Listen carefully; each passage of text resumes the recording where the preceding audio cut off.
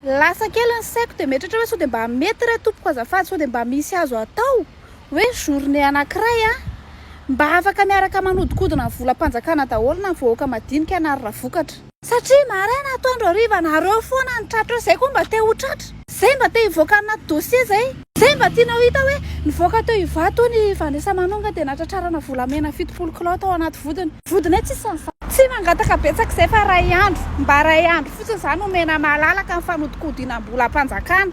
Firifiry amin'ireto lehilahy madinika vahoaka madinika reto mba te hisafisafa izany feam-bazaha zany.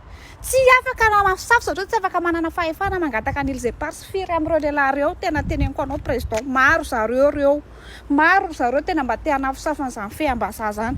Dia be ry zareo lehilahy ireo efa manambady izy, efa zanaka telo fa mbola tsy nisafisafy feam-bazaha tompoko izy ary izay na olombelona azy. Dia mba tiana andramana konkoa zany zao le mitaingina le Herma dia le angidim-by gasy le fahity, tsy fahity manko hoe le afaka mbola le manisy réduction mampiasa sy ny olom-panjakana rehefa hitaingina azy. Dia iny zany mba tiana andramana ohatra ny ahoana le sensation rehefa tsy 2000 € ny alohanao fa ohatra hoe le réduction tena juste hoe ohatra ny cotisation kely any amin'ny famadihan'ireny fotsiny zany ny alohanao. Mba tiana andramana mbola mandova ianao rehefa mitaingina iny avion iny sa tsy mandova zay manko zatra mandova rehefa le mandova frais fiansa dia mandova foana. Dia marina koa hoe tena tiana vahoaka madinika zany mianatra amin'ilay fianarana hoe migrefy foana, tsisy mpampianatra tsy voalohany karama fianarana manara-penitra sy ny sisa ireny nefa mba mitindray mitoraka ty mba mifamadika nareo indray zany mandeha makany amin'ireny fianarana manara-penitra ireny mitesta azy dia izay vahoaka madinika dia tsy sitraponay aro tena hoe voary zay ao anatin'izany mba hamoraina fakanesana any ivelany mba hoe mandrato fianarana any ivelany vobe zay ao anatin'izany fa